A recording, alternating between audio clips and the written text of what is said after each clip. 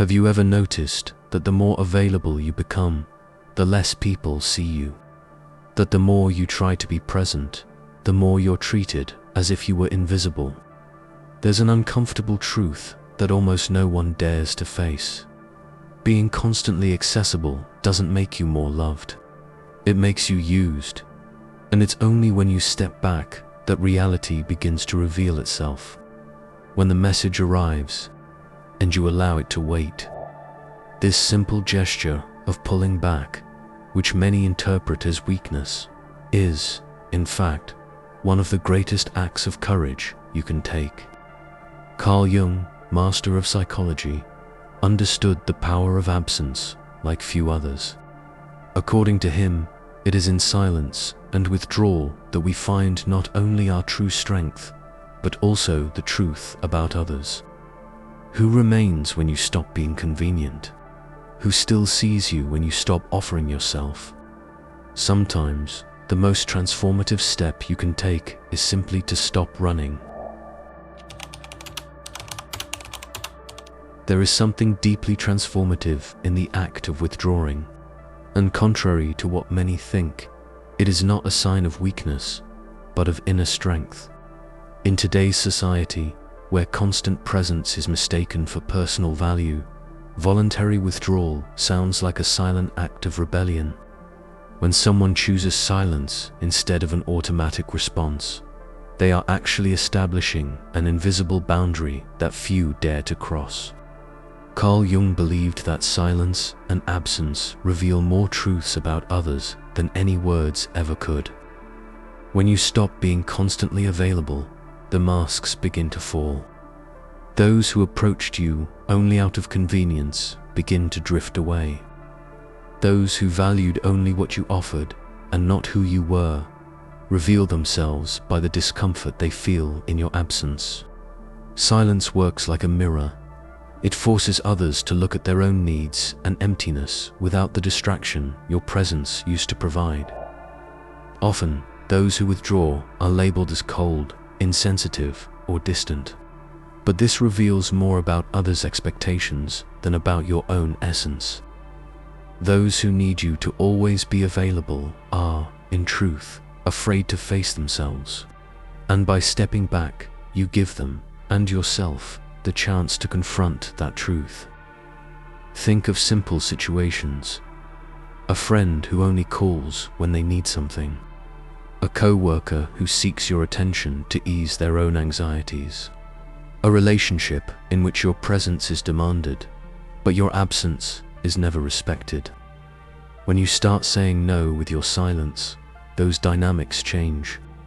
Not always for the better at first, but for what is real. It takes courage not to fill the void, to endure the discomfort of silence without trying to fix it, to accept that some relationships may fall apart simply because you chose to prioritize yourself. But it is in that empty space, in that echo of absence, that your true strength begins to emerge. Conscious withdrawal is an act of self-love. It is the silent affirmation that you are not here to be the foundation for others at the expense of yourself. And paradoxically, it's when you stop offering yourself that you become stronger, more whole, more authentic. In silence, you begin to hear your own voice again, the one that, for so long, was drowned out by the noise of others' expectations. From a very young age, we are conditioned to believe that being emotionally available is an absolute virtue. Attending to others, listening without limits, offering oneself without reservation, all of this is praised as a sign of generosity and love. But there is a fine line between being someone who welcomes and someone who nullifies themselves. When the need to please becomes compulsive, we fall into an invisible trap, that of unconditional emotional availability. Carl Jung spoke of the persona, the mask we all create to navigate society. It helps us play roles, adapt, be accepted. However, when the persona overshadows our essence, we stop being who we are to become what others expect. And without realizing it, our emotional availability turns into a form of exchange. We give attention, support, and affection, hoping, deep down, to be accepted, loved, or at least acknowledged. How many times have you said yes when you wanted to say no? How many times have you made yourself available for conversations, problems, and other people's dramas, while deep down feeling that you needed silence, space, time for yourself? This forced availability not only drains our psychic energy, but it also quietly erodes our self-esteem. It's as if, with every act of self-abandonment, we were telling ourselves, what the other person needs is more important than what I feel. The problem is that the world rarely gives back in the same measure. Expectation turns into demand, generosity into obligation, and when, exhausted, we try to withdraw, we are seen as selfish, cold, ungrateful. But the truth is, by becoming excessively available, we ourselves have taught others to see us as inexhaustible. A simple example: someone used to getting your immediate attention feels betrayed the moment you don't respond as quickly as usual. The discomfort they feel is a reflection of the dependency that, unknowingly, you helped build. And this is where self-sabotage sets in. Feeling guilty, you try even harder to meet expectations, to be present, to avoid disappointing, deepening the cycle of exhaustion. Recognizing this trap is the first step to escaping it. It's not about becoming indifferent, but about recognizing that your emotional energy is precious and limited, that your presence should be a conscious choice, not an automatic reaction, that by protecting your inner space, you actually become more capable of offering something true, not because you need to be accepted, but because you are whole. Remember, those who demand your unconditional availability are rarely interested in who you are. They're only interested in what you offer, and there's a big difference between the two. In his vast body of work, Carl Jung introduced a fundamental concept: psychic energy. For him, the human psyche functions like a living organism that generates, distributes, and consumes energy. This energy is the fuel behind our thoughts, emotions, dreams, and actions. What few people realize is that it is limited, and that wasting it on impulsive reactions or toxic relationships comes at a high cost. Every time you automatically respond to a request, a provocation, or an expectation, a portion of that vital energy is drained. Without noticing, you begin to run empty. It's like leaving faucets running in a house, not realizing the reservoir is drying up. Many live their lives this way, running from one task to another, trying to please everyone, trying to fix everything, without realizing they're actually destroying themselves slowly. Jung warns us about the importance of conserving and wisely directing our energy. When we become hostages to others' emotions, when we feel we must react to every criticism, answer every call, justify every absence, we're handing our energy to the world on a silver platter. And the world, indifferent, will take it without a second thought. A simple, everyday example. Imagine that upon receiving a critical message, you immediately feel compelled to respond, to explain, to defend your position. In that impulsive act, you give away not only your attention, but also your inner peace.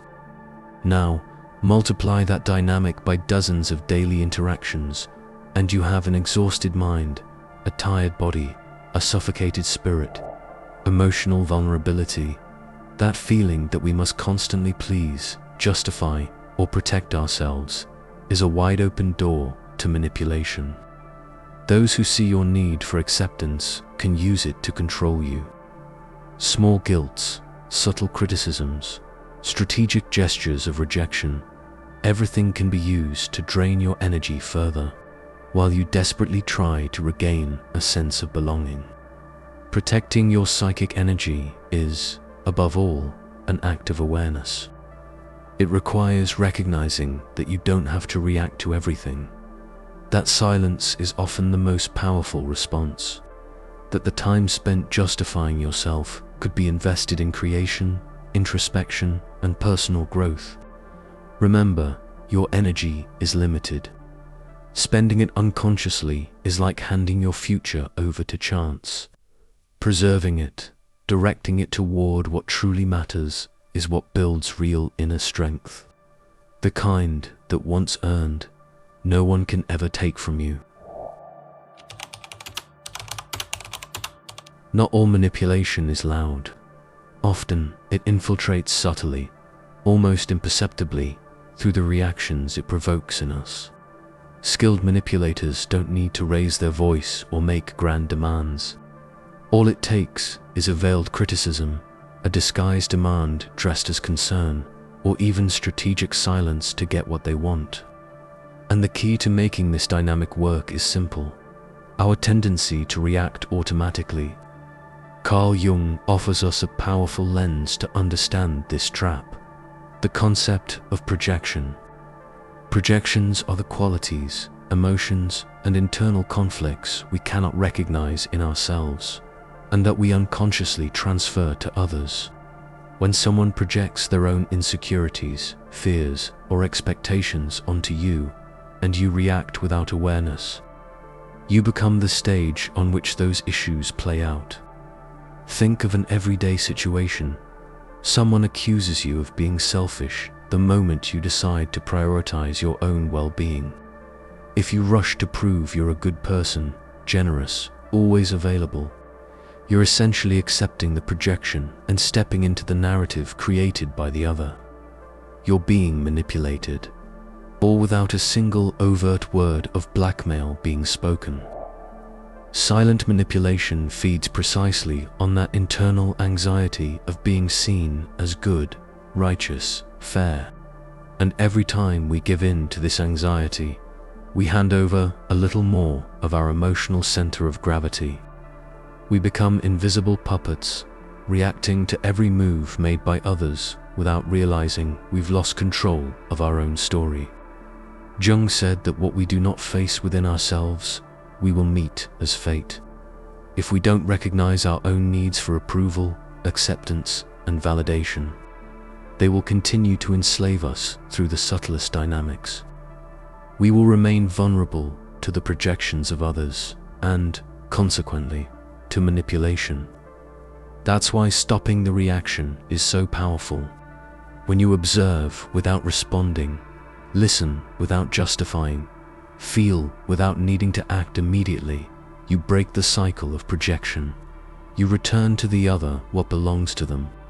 And by doing so, you begin to reclaim your own energy and your own narrative. Awareness of this game changes everything.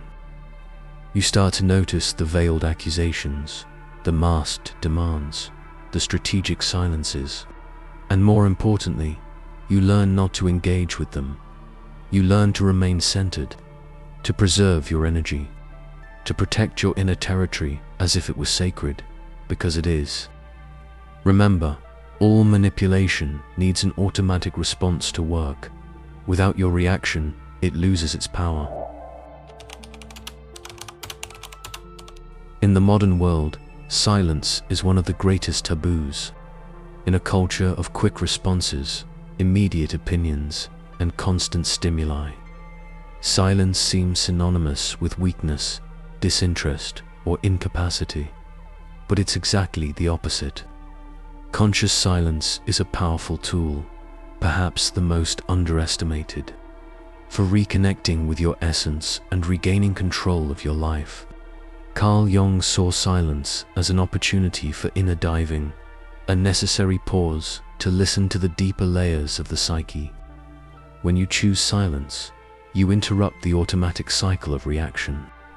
You stop being carried by the current of external stimuli and begin, little by little, to direct your own energy inward, toward what is essential. In everyday life, the impact of silence is immediate.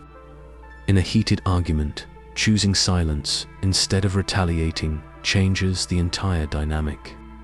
In a toxic environment where expectations are unspoken but heavy in the air, strategic silence leaves the manipulator unsettled because they lose the predictable map of your actions.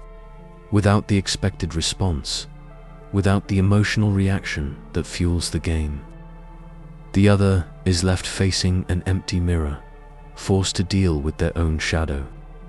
But perhaps the most transformative effect of silence is internal. By not reacting, you create space, a space where old questions can finally be asked.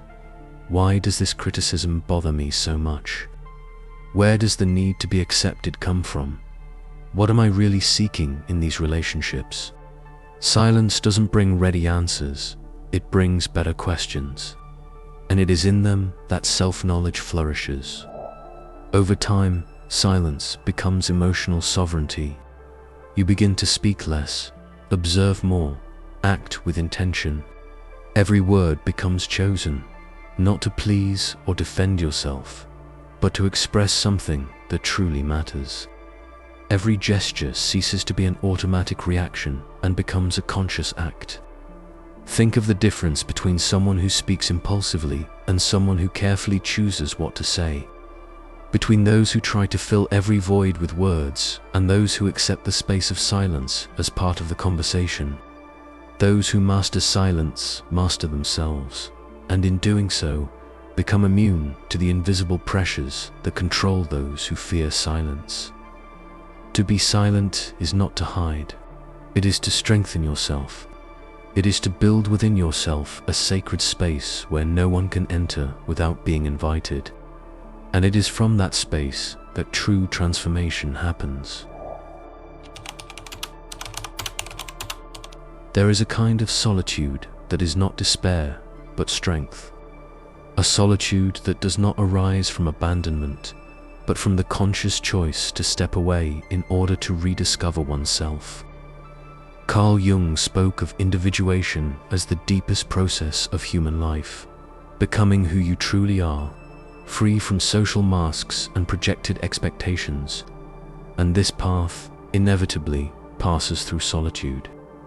When someone decides to no longer be automatically available, when they stop offering themselves as a solution to the world's needs, the price is high. Many relationships fall apart. Looks of judgment appear. Former allies become strangers. Emotional freedom has its cost. Being misunderstood, rejected, even hated by those who benefited from your old pattern of availability. But those who cross this inner desert discover something that cannot be given, bought, or taught: sovereignty over oneself. In everyday life, this transformation is felt in small things. You no longer need to explain your choices. You no longer feel a compulsive need to please or justify every absence. You learn to be whole with yourself, without needing emotional audiences to validate your existence. The discomfort of solitude gives way to a quiet peace, to a serene joy of simply being who you are. Imagine a simple moment. You're alone at home, no noise, no notifications, no rush. In the past, this scenario might have provoked anxiety or guilt, as if you were missing out, as if you should be somewhere else. But now, it becomes a sanctuary. Solitude ceases to be a void to be filled and becomes a space of regeneration, of deep listening to your own soul. This personal rebirth demands courage. The courage to face the fear of being forgotten. The courage to endure the silence that comes before hearing your own voice. The courage to be misunderstood without losing direction. But in the end, what you find is something unbreakable. A true connection with your own essence. An autonomy that no external approval can replace. To reconnect with your own truth is to be reborn. Reborn into a life that is less noisy, less dependent, less anxious. A life where relationships are conscious choices not silent contracts of dependency, where your presence is offered as a gift, not as an obligation. The solitude of the strong is the gateway to this new existence, and those who pass through it discover they were never truly alone. They discover that, in the silence, in the absence, and in solitude, they were always in good company with themselves. Withdrawing is not giving up. Being silent is not losing. Becoming less available is not becoming bitter. It is, in fact, the most powerful affirmation of someone who has finally understood their own worth. Carl Jung showed us that to be whole, we must have the courage to detach from others' expectations, dive into solitude, and hear the voice we've long silenced. Throughout this journey, we have seen how stepping back exposes the true intentions of others, how excessive availability traps us in roles that suffocate our authenticity, and how protecting our psychic energy is vital to building a genuine life. We've understood that silent manipulation feeds on our impulsive reactions, and that, through conscious silence, we break these invisible chains. But understanding all of this intellectually is not enough. Transformation happens when we begin to practice small daily actions, accepting moments of silence without guilt, observing our own reactions without rushing, saying no without excessive justification, making room in our routine for intentional solitude. Small gestures, but when repeated with awareness, they build an unshakable inner fortress. If you allow yourself, you'll discover there is no loneliness in being true to yourself. There is freedom, there is peace, and above all, there is strength. A strength that no longer depends on applause, validation, or others' presence. The time to begin this reconnection is now. In the silence, in the absence, in the space you create, there is an entire life waiting to be lived. Choose to find it. If you enjoyed this content and want to learn more about life's deeper questions, subscribe to the channel and share this video with others who are also among the awakened.